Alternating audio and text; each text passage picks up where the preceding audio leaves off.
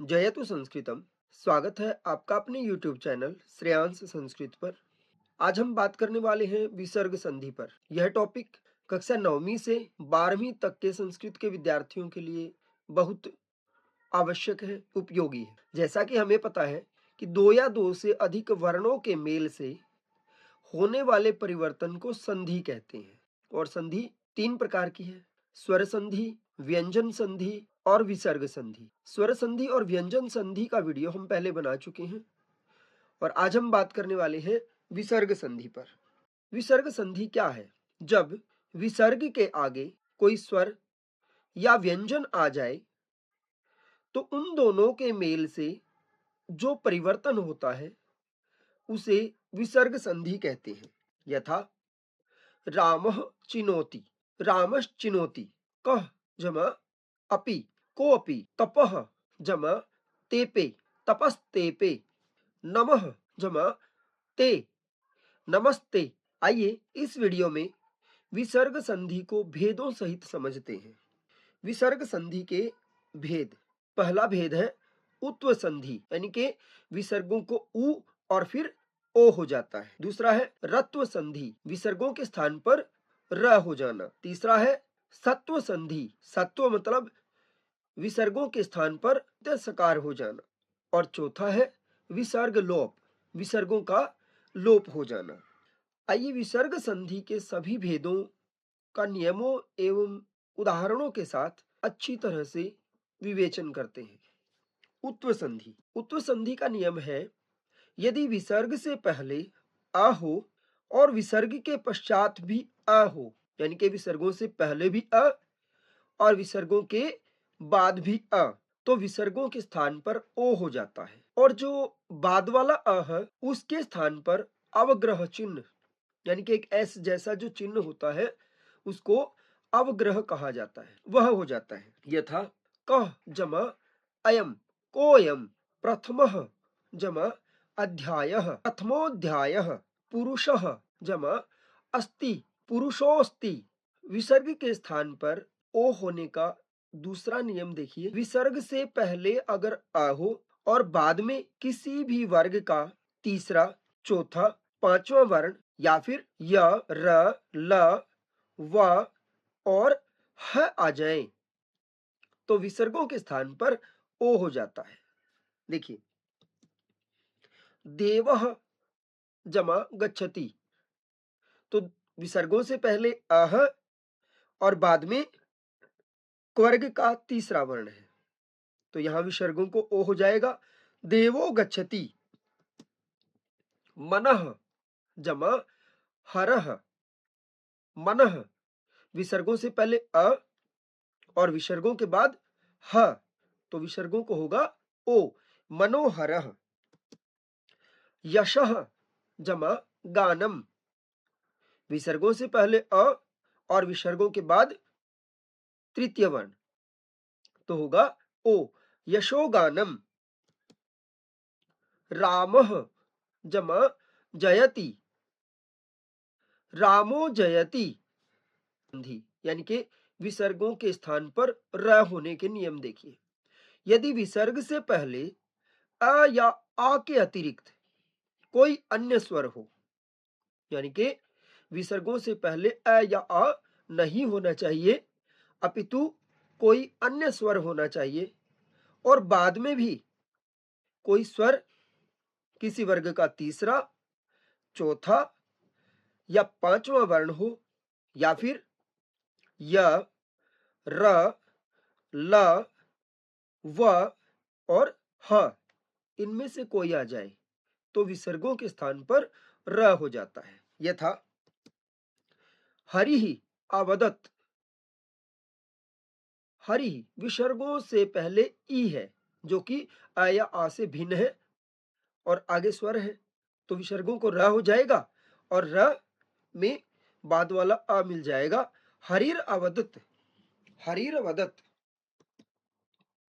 मुनि जमा वदति, शिशुर वदति।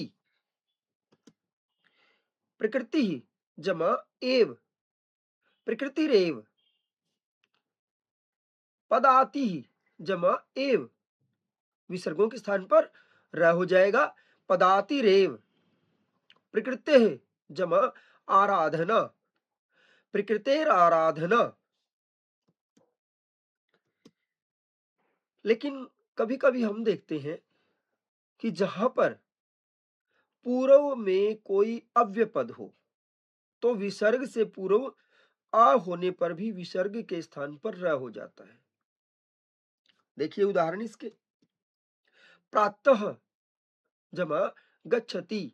यहां पर जो प्रातः पद है यह अव्यय पद है, विसर्गों से पहले अह, लेकिन नियम के अनुसार क्या होगा, विसर्गों के स्थान पर र हो जाएगा। प्रातः गच्छति।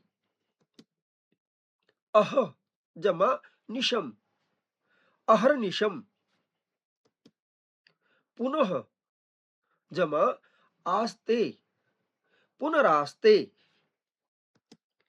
पुनः जमा अपि, पुनरपि। क्योंकि यहां जो प्रातः, अह, पुनः और फिर पुनः ये अव्यय पद हैं, इनमें विसर्गों से पहले आ होते हुए भी विसर्गों के स्थान पर र हो जाता है। तीसरा है सत्व संधि, यानी कि विसर्गों के स्थान पर स होना। यदि विसर्ग के बाद च और छ आ जाए, यानी कि विसर्ग से पहले चाहे कोई भी स्वर हो, लेकिन विसर्गों के बाद अगर च और छ आ जाए तो विसर्गों के स्थान पर श हो जाता है, तालव्य षकार। यदि ट और ठ आ जाए विसर्गों के बाद तो विसर्गों के स्थान पर श हो जाता है, मूर्धन्य। और अगर विसर्गों के बाद क, त, स आ जाए, क, त और स आ जाए तो विसर्गों के स्थान पर स हो जाता है।